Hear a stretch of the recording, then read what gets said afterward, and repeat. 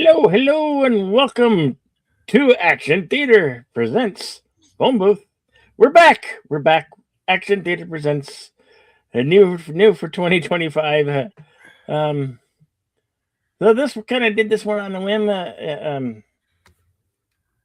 Anyway, this is Phone Booth. I don't know if you guys saw it or know about it. It came and went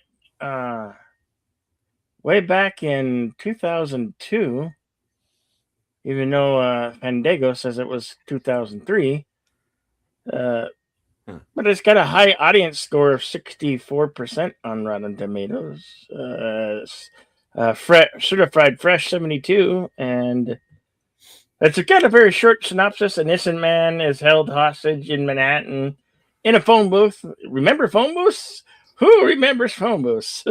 By a sniper who controls his every move. That's about the lowdown of the phone booth synopsis. The lead scene. Do you have anything to say about this film? Yes, like Bill said, this is a phone booth from either 2002 or 2003, depending on which synopsis you believe. Um, and this is a film that is directed by Joel Schumacher, written by Larry Cohen, and sports a pretty interesting cast. Two guys who have been in the kind of in the news of late. Colin Yeah. Farrell, of course, who's getting ready to do the film version of the Ordained comic book. So I'm really looking forward to that. And of course, Kiefer Sutherland, who we've seen here on the show a few times, who is currently into Hooskow because apparently he went Yeah. all Jack Bauer on Limo Driver. I So, heard he got in yeah, trouble. It was a limit driver. It was I heard it was an Uber or a rideshare driver. something like that. Yeah, but Yeah. yeah, so we'll see how that turns out. And of course, we also have in this film Forrest Whitaker, Mm-hmm. Rhoda Mitchell, Katie Holmes, Richard T. Jones, who you might remember from Event Horizon, which we've done here on the show. We also have James Matteo, who you might remember from Band of Brothers, played Percani. He's in this film as well. And we also have a couple of uncredited cameos from both Ben Foster and Jared Leto. So, yeah.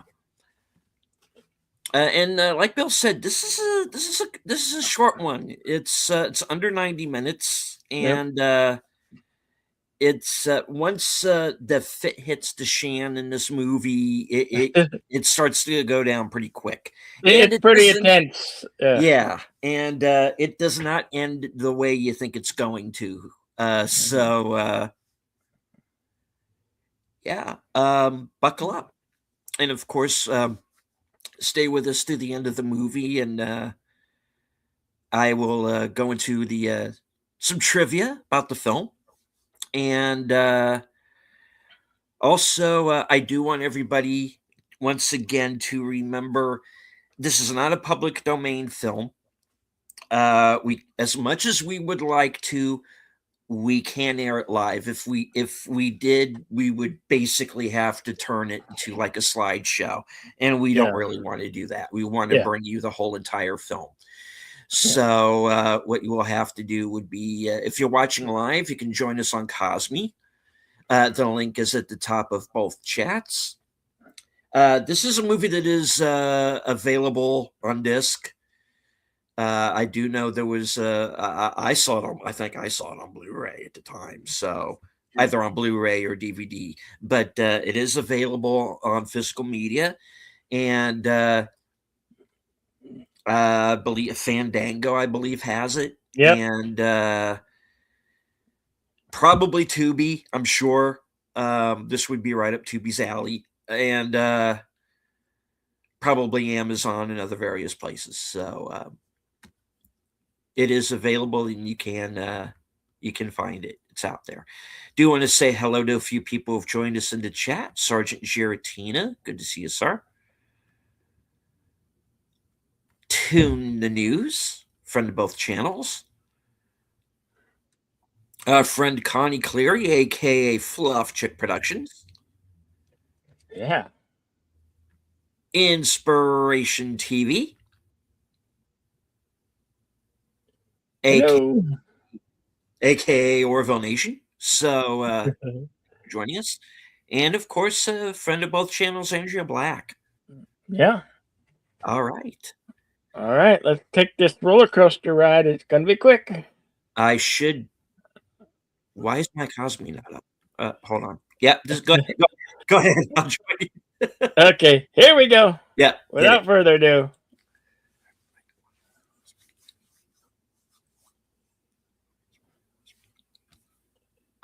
Yeah, this movie does not overstay its welcome whatsoever. It No. gets over in a quick. It goes. It's so fast paced and intense. Yep. Yep. 20th Century Fox logo, which means Disney owns this movie now. Oh no! Yeah. No! That's okay. This movie wouldn't be able to get made today because I doubt there's any phone No. booths left in Manhattan.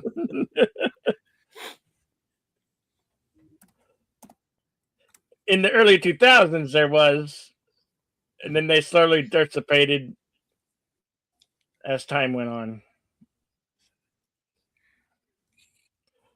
If anybody knows of any phone booth or phone payphone in Manhattan, let us know because that's a fact that I would like to know. Is there a phone booth or payphone anywhere still in Manhattan?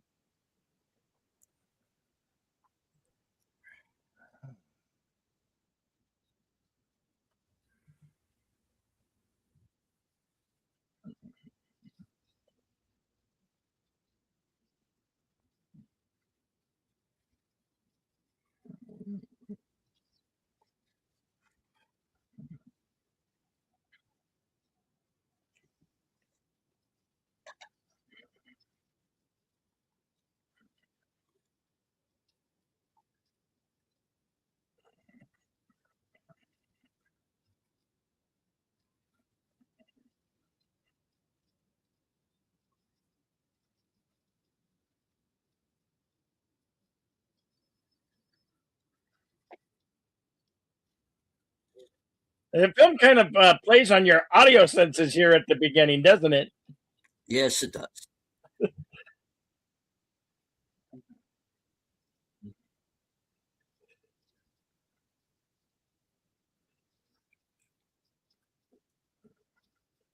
course, this is in the heart of uh, Times Square, Mhm. as you can tell.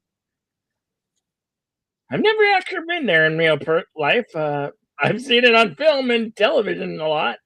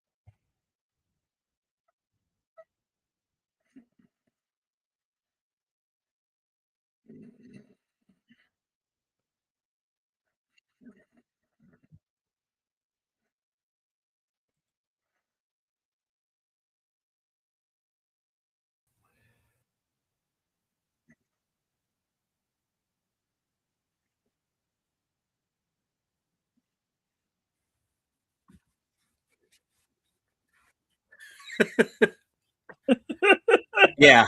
Oh yeah, you gangsta. Well, in 310 to Yuma, yeah, but and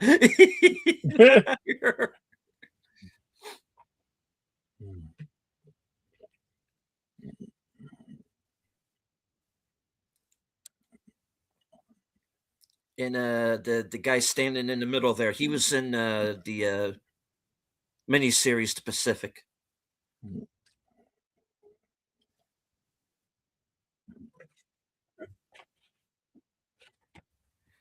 And the guy playing the cop, he's been in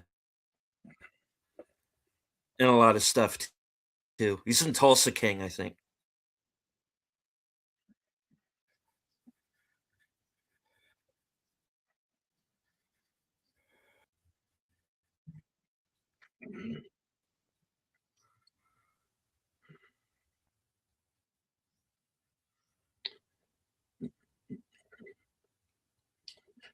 Howdy to the voice of Northern Oklahoma, Curtis Shelby. Good to see you, my friend. Curtis. Hello, hello to Andrea Black.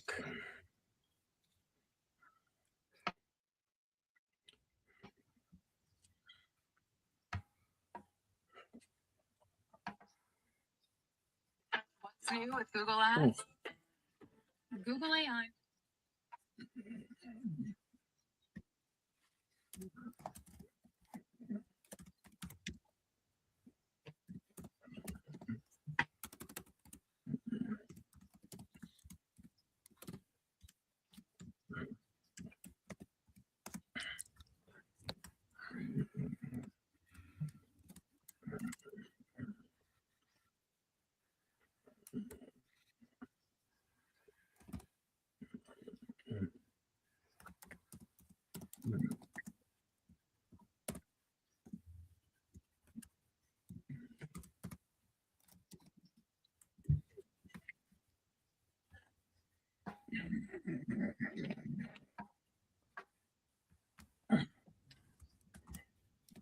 So I guess he's a talent agent. I gather. He's a publicist in a yeah. Yeah.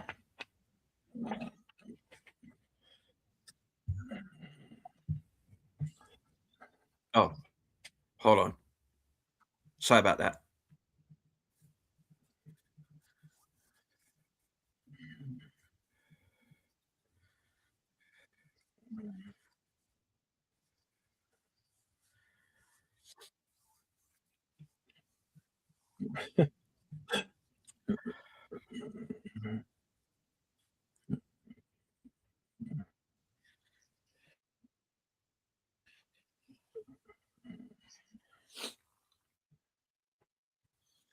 Yeah, he's basically like one of those guys like Adam Sandler and Uncut Gems, where he's just this spinning all these different plates in the air and playing both ends against the middle. And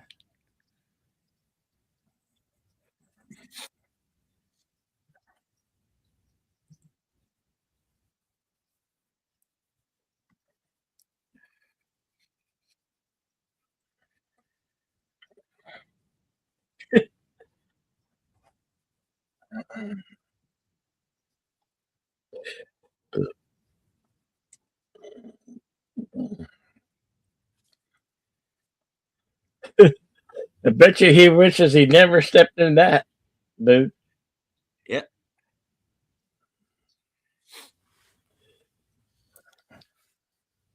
because he's in this phone booth for the rest of the film.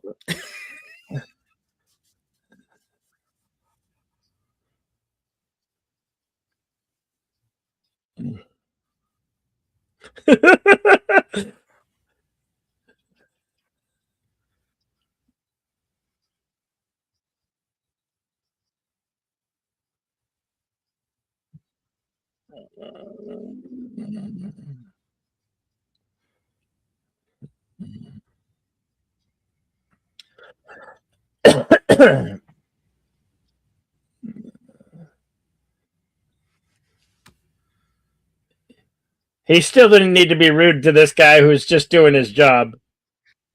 No, no.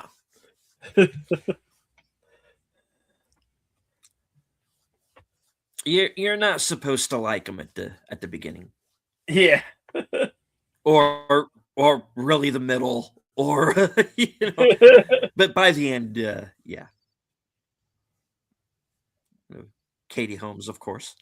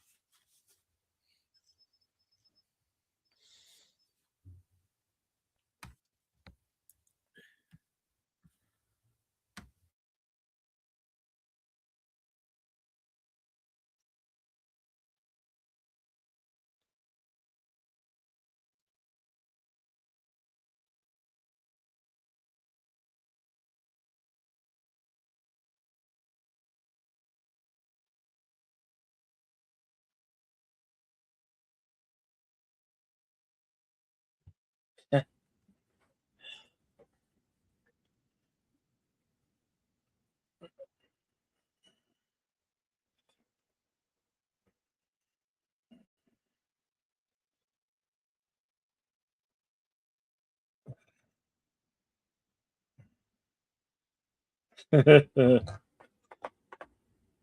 now the plot thickens. They always say they're not married, right?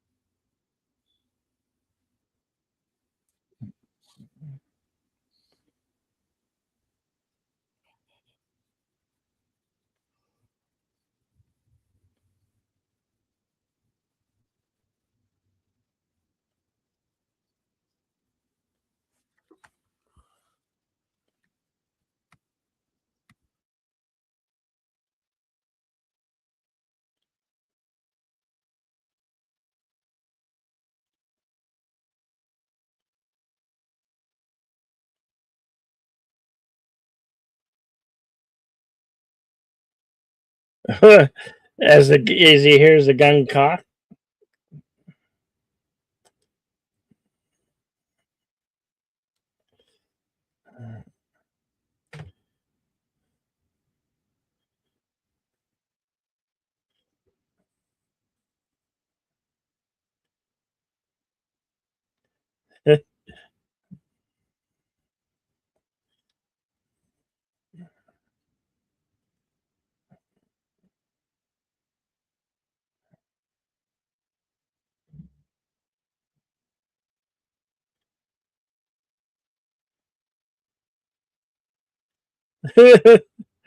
People don't even know what happened.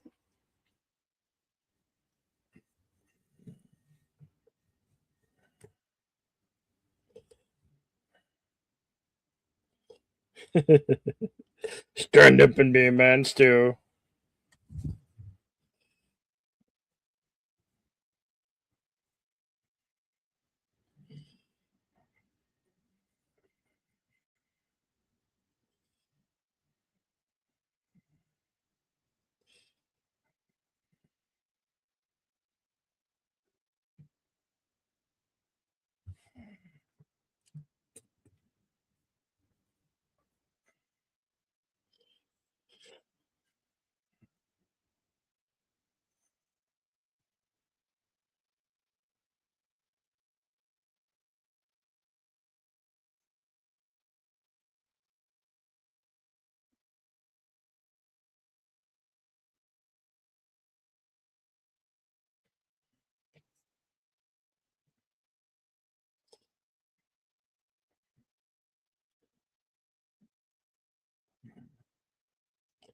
Ah, it's got a laser scope.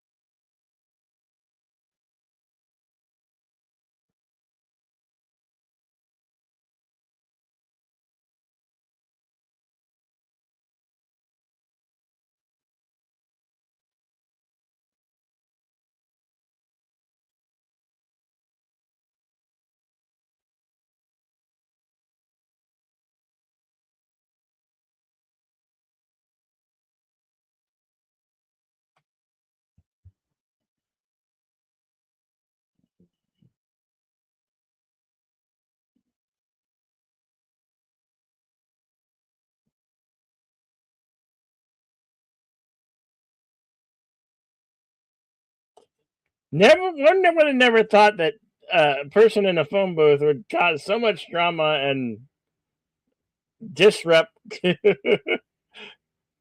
I mean, like this could not happen today because communications come so far.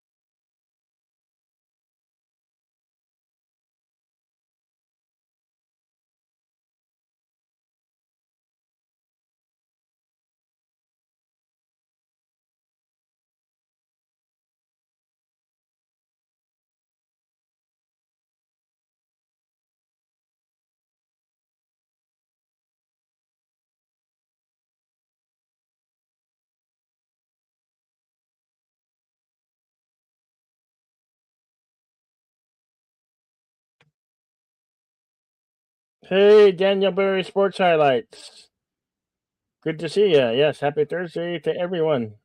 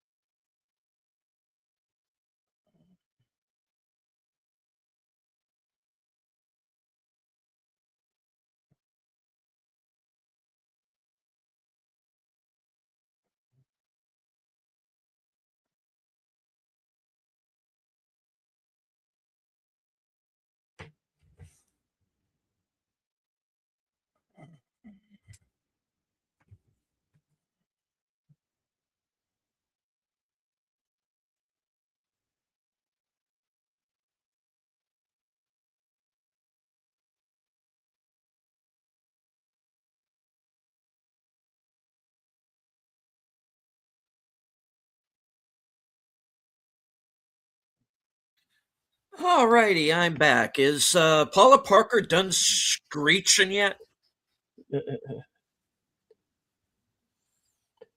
The the strip club guy, he got shot and Yeah, well, killed. that's what you do when you're an asshole.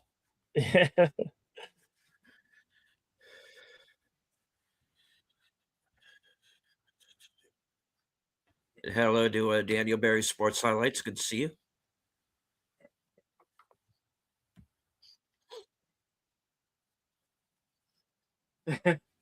I like the big advertisement for Net Zero, a company that's basically gone way of the dodo.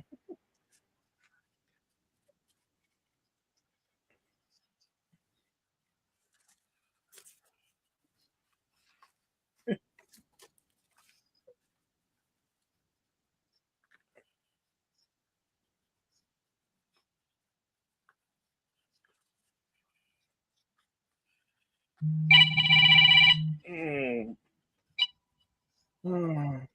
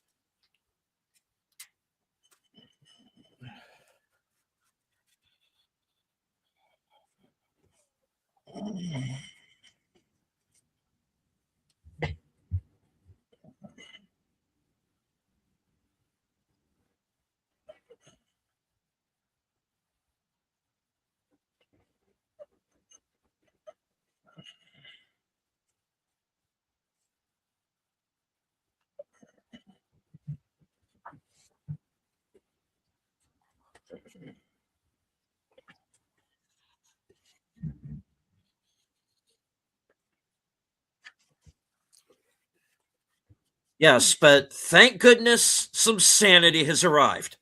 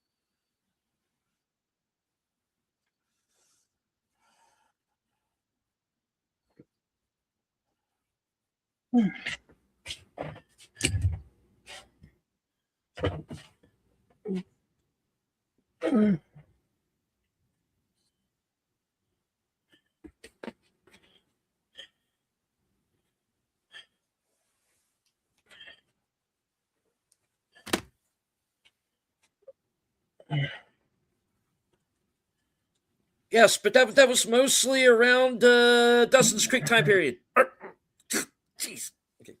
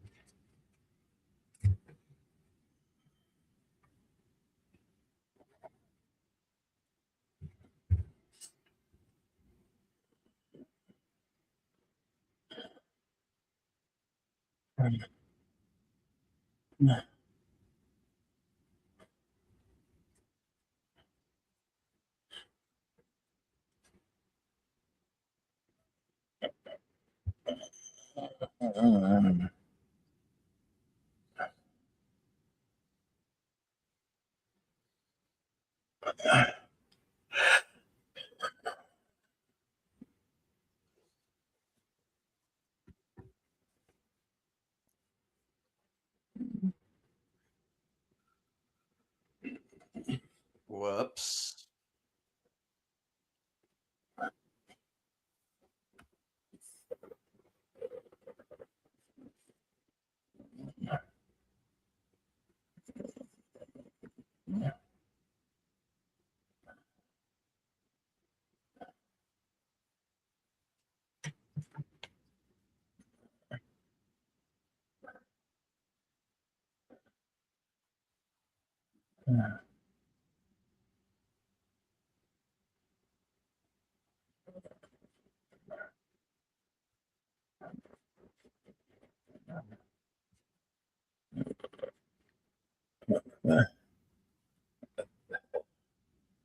Who wouldn't want to shoot this guy?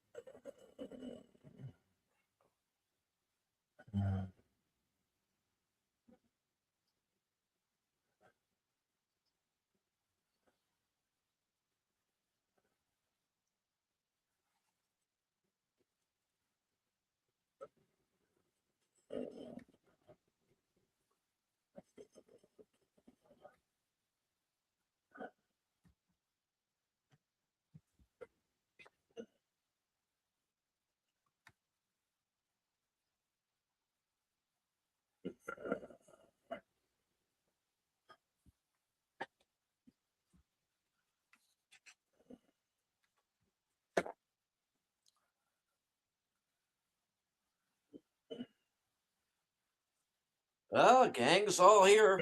Yeah.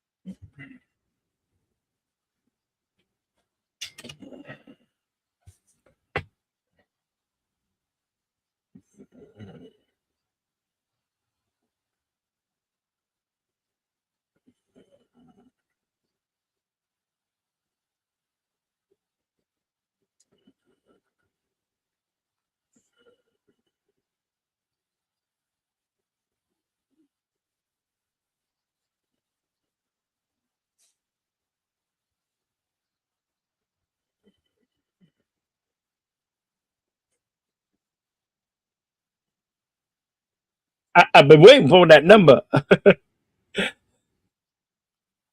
8675309. 5309.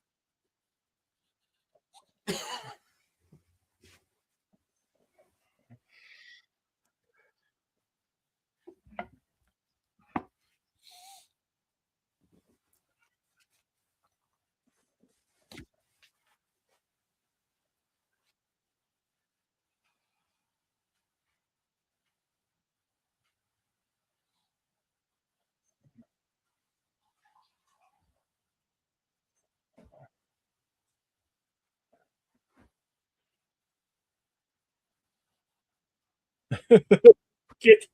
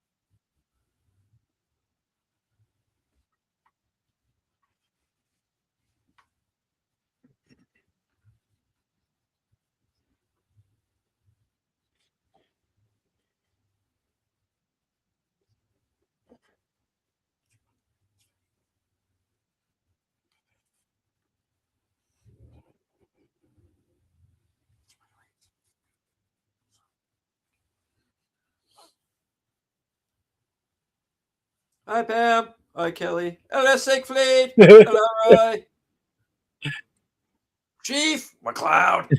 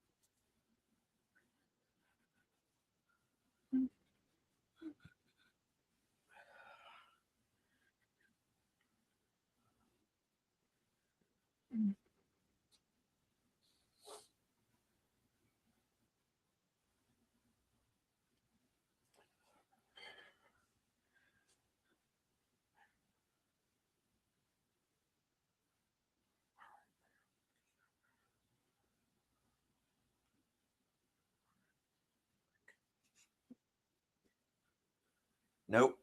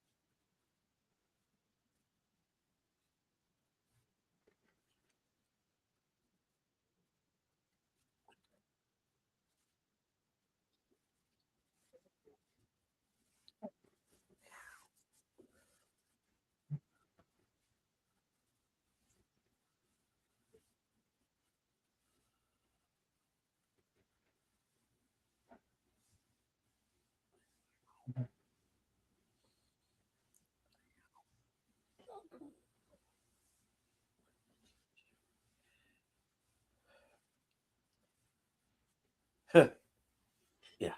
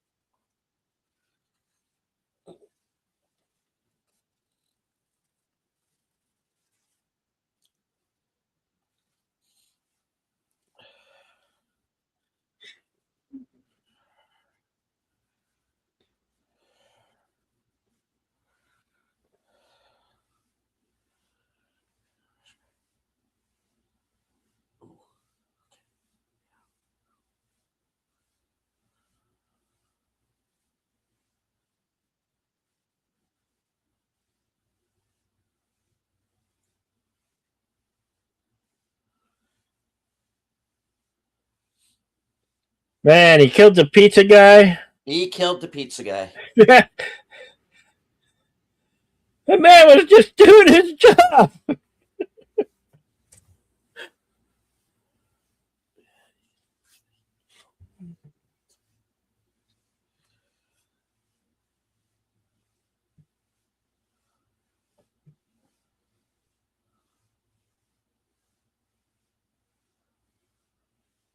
Uh-oh.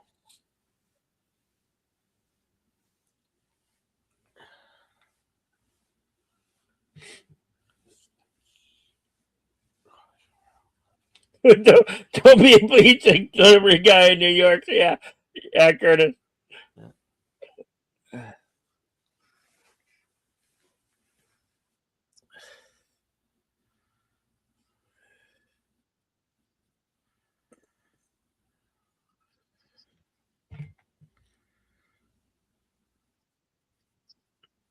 No, you don't. You liar.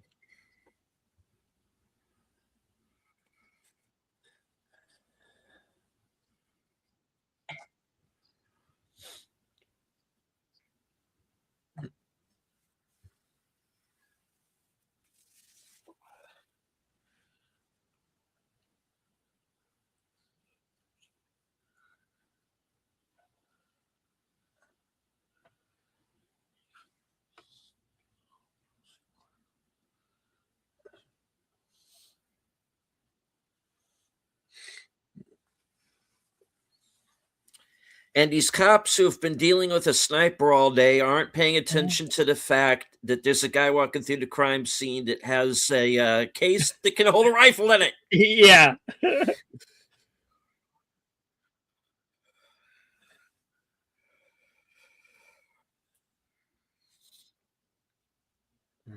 Does it? Oh. My phone rings all the time. If it's a number I don't recognize, I don't pick up.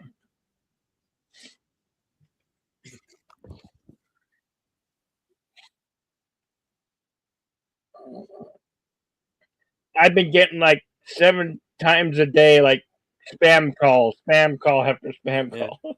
I can't stand those.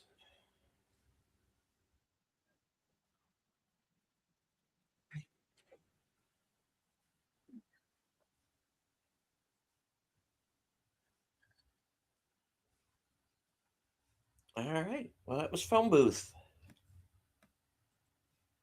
Shall I consult the scrolls? Yes, you shall.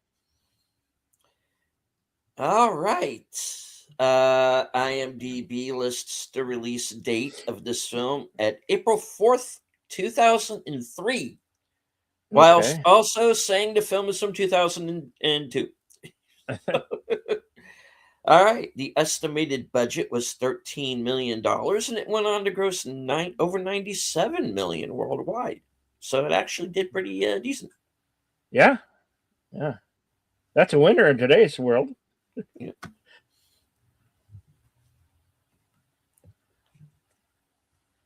All right.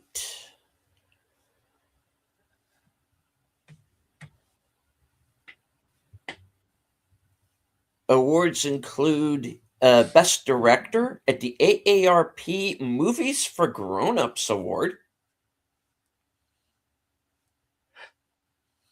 The Black Reel Awards nominated Forrest Whitaker for Best Supporting Actor, as well as the NAACP Image Awards. Kiefer Sutherland was nominated for Best Villain at the MTV Awards. MTV Movie Awards Mexico nominated Colin Farrell as Best Colin Farrell in a movie. Yeah. Yep. Because they make up shit like that. The Golden Schmoes Awards listed the movie as second place as the most underrated movie of the year. The Teen Choice Awards nominated Colin Farrell for Best Breakout Movie Star. The Teen Choice Award for Best Movie Liar, who made the MTV Awards, and nominated him for Best Actor in a drama/action adventure film.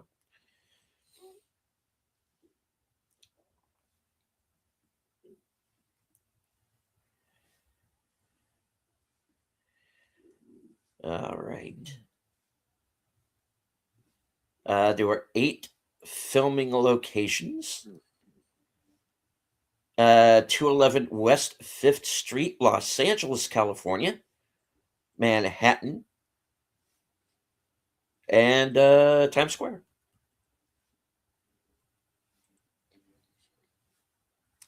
On to the trivia. At one point, Jim Carrey reportedly showed interest in the lead role.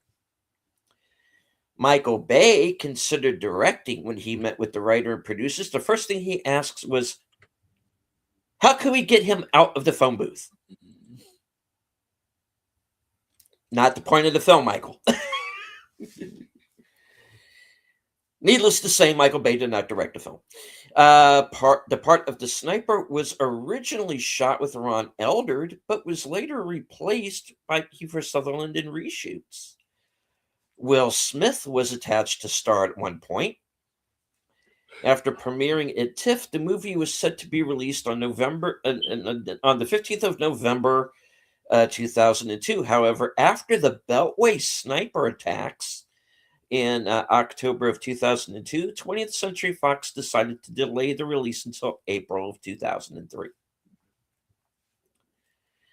Screenwriter Larry Cohen originally pitched the concept of a film that takes place entirely within a phone booth to Alfred Hitchcock in the 1960s.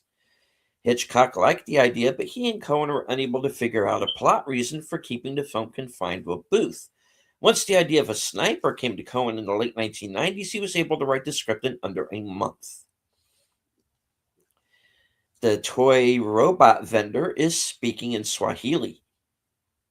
The phone booth is supposedly on the north side of West 53rd Street between Broadway and 8th Avenue. The filming began there, but it was already November 2000 and much too cold for the cast and the crew. After one day, the shoot took over in a historic section of downtown LA on 5th Street. It looks like New York, save for the well-known Studio 54 and Ed Sullivan Theater, which are on the original locations block. All scenes were shot in order as they happened. The scenes inside the phone booth took 10 days to shoot. The other 2 days of the 12-day schedule were used on exterior shots of the booth surroundings.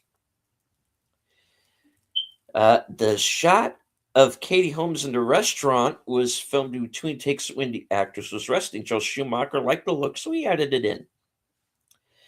The phone actually worked, and there was someone on the other line talking to Colin Farrell, speaking as the caller, but Kiefer Sutherland's voice was added during post-production. All the actors had earpieces and radio mics so they could hear what everyone was doing. Mel Gibson was set to star and even gave screenwriter Larry Cohen some helpful suggestions that wound up in film, but he eventually backed out. Larry Cohen said at one point that he pitched the idea to Tony Curtis, who was interested, but Curtis made too many demands, so producers passed on him. The events in the film occur in real time. Extras hadn't read the script, so most of their reactions are genuine. Jared Leto was in the film, playing an actor in a theater production of Dracula, spelled Drockula. He and Colin Farrell's character have a quick scene in an alley. The scene was deleted from the film, but restored when the film was aired on television. 20 years later, Leto played the title character as a vampire in Morbius. There are 143 F-bombs. That's why the movie's rated R, folks. During the movie, when the caller warns Stu not to move, he says, "You can get shot 41 times for pulling out your wallet." This is a reference to the killing of Amadou Diallo. The police approached him. He pulled out his wallet, presumably to show him his ID. They mistakenly thought it was a gun, and the 4 officers on scene fired 41 rounds at him. He was shot 19 times and died as a result of his injuries. Larry Cohen worked on the script for the movie Cellular while he tried to get the screenplay for Phone Booth sold. In a New Yorker article, he says he wrote Cellular with the intention that it would be the direct opposite to Phone Booth. Phone Booth is about a man trapped on a phone, trapped in a booth. A man. Let me try that again.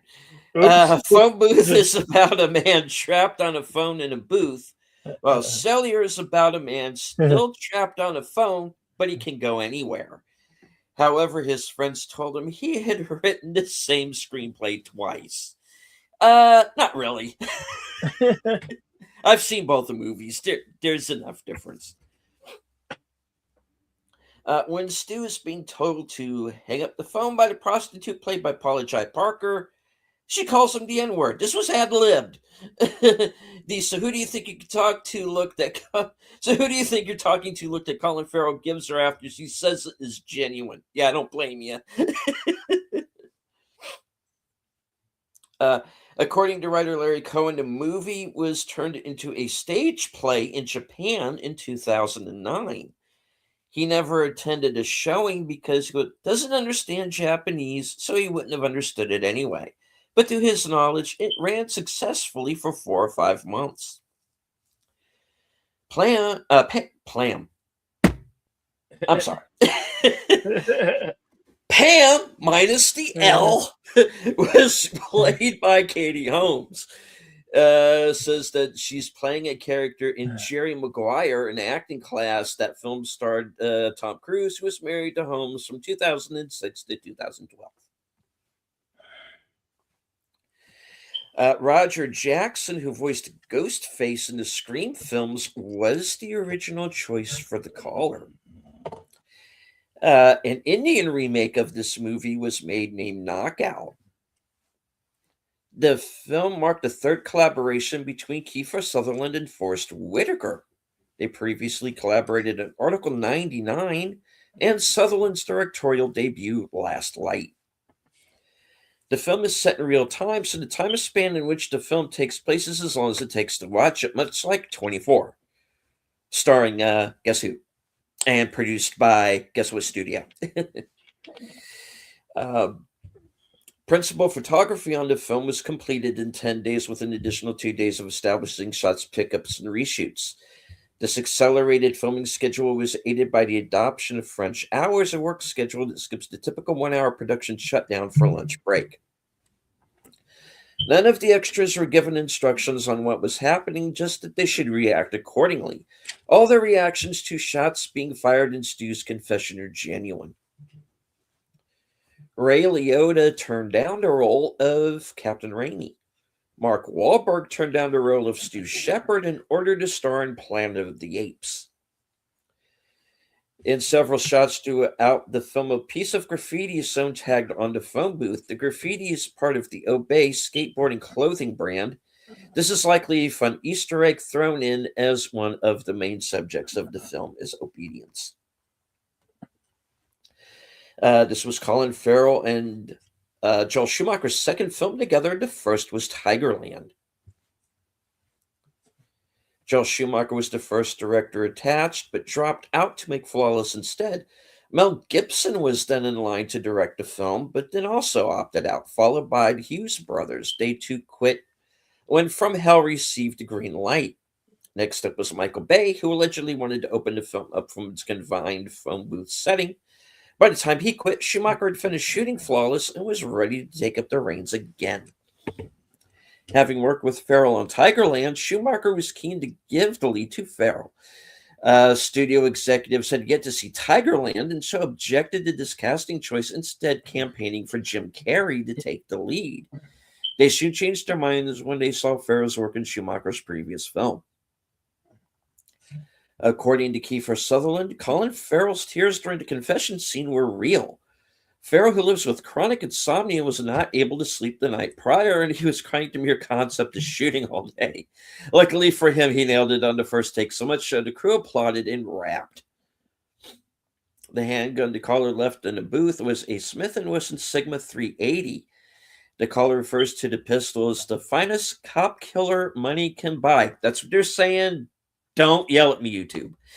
A giveaway is that this is a Sigma 380, and the 380 ACP is its particular iron sight. Magazine release and Smith & Wesson writing on the front of the left side of the frame. The Sigma 380 doesn't use traditional front and rear sights, and instead has a single slot cut across the top, creating the illusion of a front sight when aimed. Like a rudimentary version of the gutter snipe on the ASP, the character Felicia claims that Stu has a Glock, which he used to kill Leon. Smith & Wesson was actually sued by Glock for copying their design for the Sigma.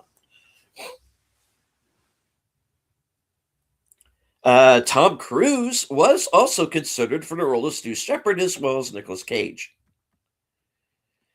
As of February 2018, there are 4 phone booths remaining in NYC, all of them on West End Avenue, 66th Street, 90th Street, 100th Street, and 101st Street. They're being kept as artifacts to preserve the history of New York City.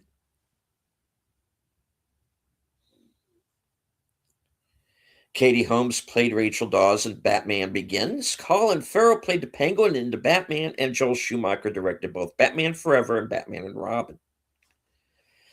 Collar says that he would have to be at least 50 to have gone to Vietnam. Kiefer Sutherland was 36 at the time of the film's release. This was the 4th collaboration between Sutherland and director Schumacher. They worked together on The Lost Boys, Flatliners, and The Time to Kill.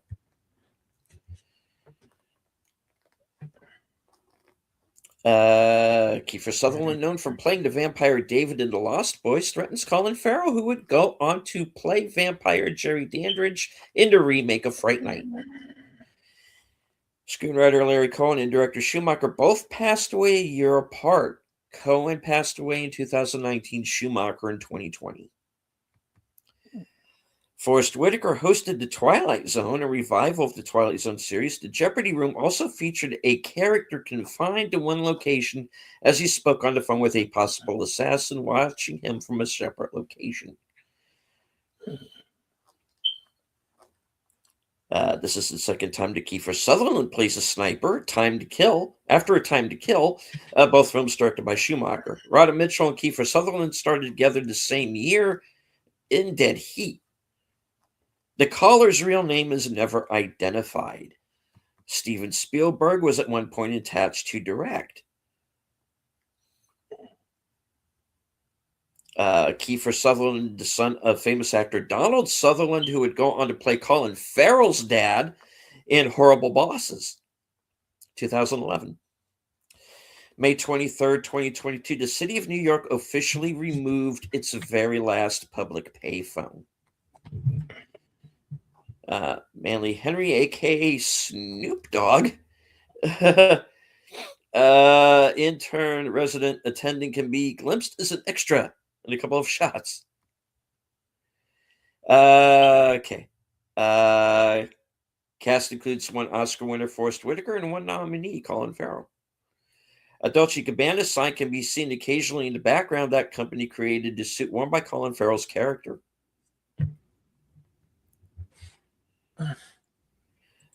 Stu and Kelly, played by Colin Farrell and Rhoda Mitchell. He was born in Ireland. She was born in Australia. Both used fake American accents for their characters in their film. Film was released just as the last phone booths in New York City were beginning to be removed. Then 5 years later, the plot would have been impossible. The rapidly vanishing phone booths are lampshaded in the opening narration, so it's arguable how unintentional the piece is. The original ending was that Stu would step out of the phone booth and start firing up at the windows. Then after Stu lets off 2 shots, the rubber bullet from one of the snipers hits him and he goes down. Raimi steps into the phone booth to get to the receiver, and here's the SWAT team come in the door and wound the caller. The script ends when Raimi wants a final statement from the caller, and he says, starting to Stu, "But you'll never forget me.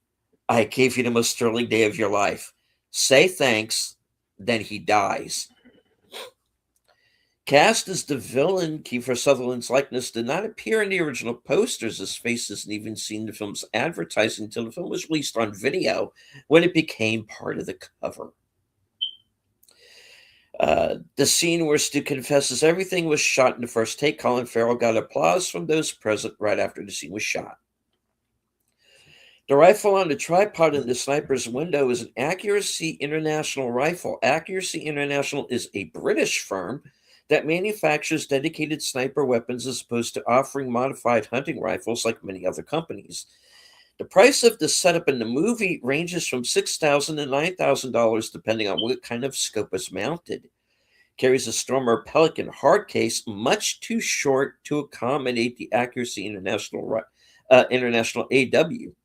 However, he said his rifle was a 30 caliber bolt action 700 with a carbon 1 modification. There's a real possibility that it could have been a Remington 700 in an AICS 2.0 folder, but in the end, it's still just a movie. It is therefore unlikely that this is the rifle. That this rifle is the one that shoots Leon or Stu. It is also worth noting that despite the depicted suppressor, the rifle report is far quieter than you would ever get with an accuracy international AW. At the end, the caller has a rifle case with him, so it would be assumed that he was actually using a Remington 700, which he took with him at the end and left the Accuracy International AW as a decoy to further convince the police that the dead pizza guy was the shooter. It would also be noted the aforementioned Carbon 1 modification may be a Christensen Arms Carbon 1 custom, which is based off of a Remington 700 action.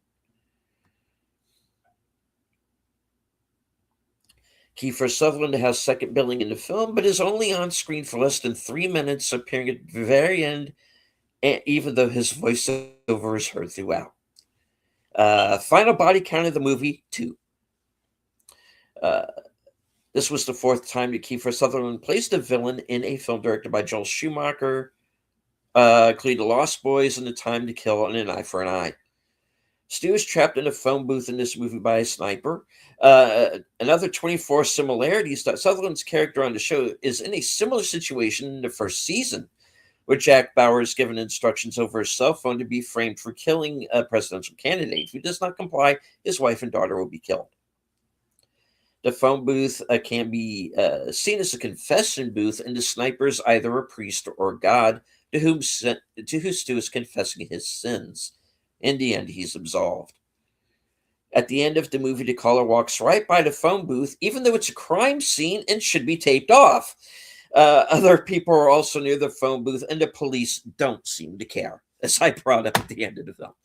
Yeah. The caller is unlike most movie villains who are seen earlier in the film and are somehow related to the protagonist. The caller is simply a random person who is fed up with fake, arrogant people. He had never met Stu Shepard or the other people he chose for his executions prior to them. Even his appearance is surprisingly ordinary. An older, meek man with slick back hair, glasses, and cream-colored clothing.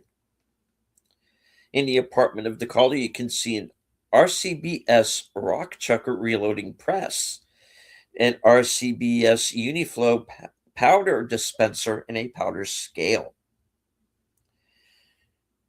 At the end of the film, a person can be heard picking up another ringing phone and saying hello, suggesting that the caller is still out there and continuing his work. In the film's commentary, Joel Schumacher stated that he was certain he would get some backlash for letting the sniper walk away unpunished at the end, but considered the ending perfect, stating, "So long as it gives the moralists a problem," before adding, "Fuck them if they can't take a joke." All right. That is it. The scrolls are closed. The scrolls are closed. Oh, okay. Shall we tell the audience, our good, loyal folks out there, what we have in store for them next week? Indeed. All righty then. Next week we have from 1997 with Alec Baldwin and the great, it's The Edge.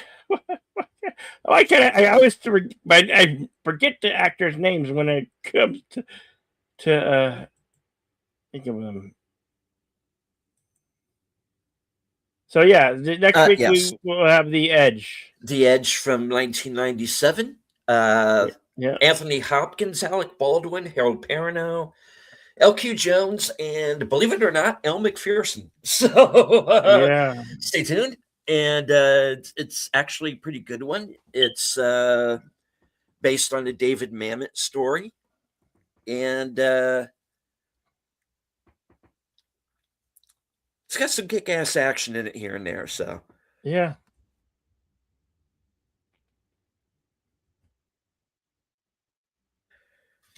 really looking forward to it. That's what we have in store for you next week. We hope you will come back and be with us and give us your comments, your thoughts, and your opinions, and suggestions of something you'd like to see here on Action Theater Presents. We'd love to hear them.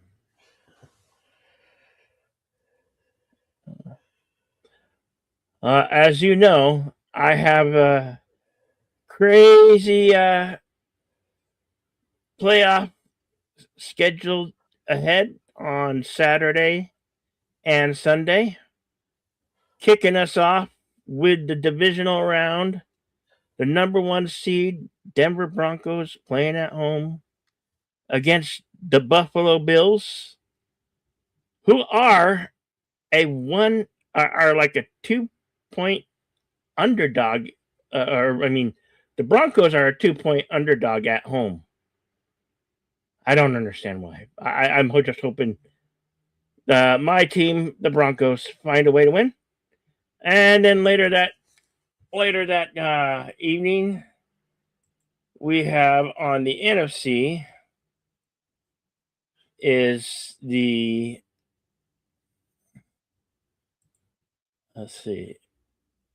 San Francisco 49ers and the Seattle Seahawks. Seattle Seahawks are also a number one seed. It's being played out of Seattle. And then, so we have that game in the evening at 6 p.m. And then Sunday, we have the New England Patriots taking on the Houston Texans at 1 p.m. And then at 4:30 p.m., we have the Bears taking on the LA Rams. So those are the streams that I will be covering live, play by play, action by action. Every heartfelt, every disappointment, every. So that's on the Outlaw Bill Sports Network, Show. That's what I have coming up. How about you, Deleted Scenes? All right. Well, later on tonight at 11 p.m. Eastern, you can join me for my program Coming Attractions. And you'll get to find out what I am going to be up to over the next week. So catch me there and you'll get the whole rundown. Cool. As I always say at the end of these things, please remember to give us a share, give us a like, give us a comment, subscribe if you're new. It's free to you, no charge at all. And always, always remember to be excellent to one another.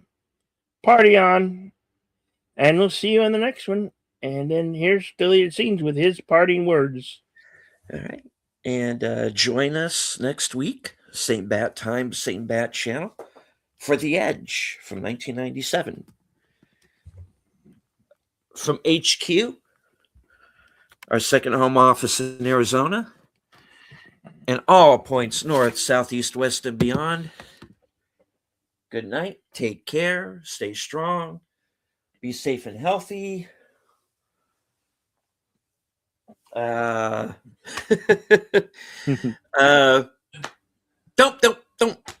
upset Daddy Buddy. They might pull something crazy. Because this is how we win.